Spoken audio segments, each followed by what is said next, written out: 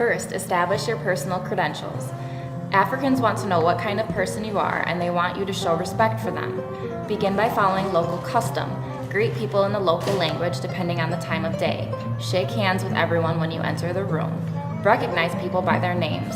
Ask about their families and their health. Ensure to say goodbye when leaving and at least make eye contact with everyone when you do so. Second, always keep in mind that you are not dealing with individuals alone, but rather with individuals enmeshed in an all-consuming system of family, group, and reciprocal rights and duties. When an African makes it, his family, his village, and sometimes, it seems his entire ethnic group will descend upon him to share in the good fortune. His house must be open and his pockets deep.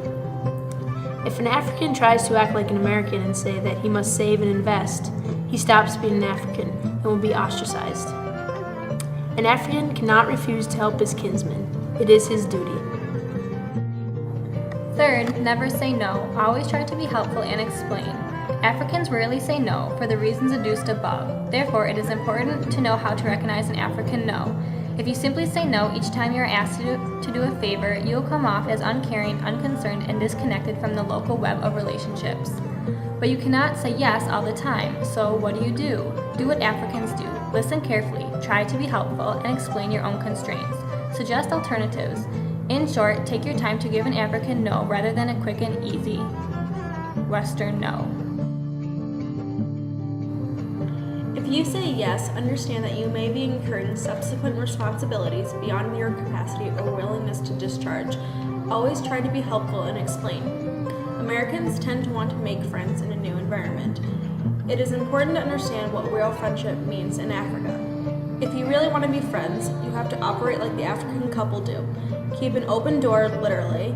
Keep plenty of food ready to serve at all times, and loosen up your sense of privacy. More importantly, if you desire to be helpful leads you to say yes too often, you are more likely to find that you have become enmeshed in a web of African family problems ranging from a sick baby to the need to properly fund a funeral or to securing the education of a cousin. It is of course possible to have real friends in Africa, but it is usually best to clearly define your limits.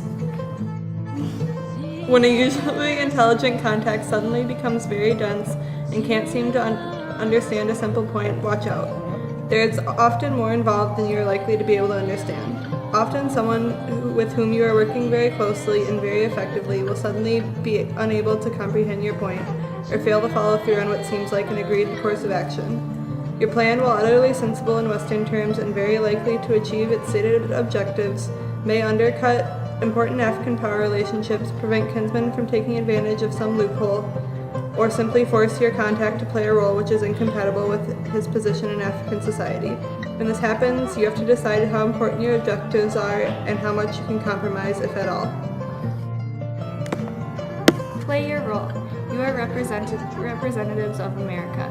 Africans will expect you to dress and play the part. They will play their roles to the hilt. If the event you are invited to is important, where there is a guest of honor or with speeches, dress up. The Africans will be decked out in their most expensive and colorful attire. As the guest of honor at an event, it will be part of your honor to address the gathering, so you should always be prepared to say a few words. Being open, accessible, and polite are all good attributes, but Africans also like titles and other symbols of power, so if you have a title, use it. Serving American food is fine, and you should be proud to show off your specialties, but if you want to throw a good party, make sure to include some African dishes and music. Most decisions in Africa are made by forging a consensus. This takes time, but decisions arrived at in this matter are rock solid. Your papers are likely to be lost in the clearance process, or the decision you need never seems to be made in the time frame you need it. Make lots of copies of your proposals. Even in the best of circumstances, it is unlikely that one person will be able to give you the go-ahead. Sometimes two opposing coalitions within the power structure are unwilling to compromise and nothing gets done. In such a case, you will need to be able to recognize the issues and identify for each side a winning proposition in order to gain support from both sides. Africans are usually not racist or xenophobic. They're often nationalistic. Be prepared to endure criticism of American policy, society, and values. but be more prepared to agree to disagree rather than to stubbornly escalate the tensions. Don't be put off by criticism. Africans love to debate. As in all societies, Africans have their share of stereotypes which miss the mark. They may have had or heard from someone who had a bad experience while visiting the US, but more likely they draw conclusions from American movies, TV programs, and popular music. Try to correct misconceptions. It often helps to try to explain your points through analogies with the local scene. Don't get mad, keep cool. Do unto others as they do unto you, or at least be aware of what they are doing unto you. The point has been made, in Africa, being able to use your connections and effectively use intermediaries is the name of the game. There is no free lunch. When you're invited to the party, you're supposed to contribute. When an African invites you to an event, they will be reaching deep into their pockets and the pockets of their kinsmen, their age group, society, or other social security network. They hope, however, to cover the cost, and in some cases, maybe make a little. When you go to a village, take something which can serve a lot of people. For example, a bag of rice, sugar, tea, candy, or even drinks. Feel free to speak to people even if you've never met them before. As anywhere else, any good conversation starter with a neutral subject will attract the attention and kindness of other people.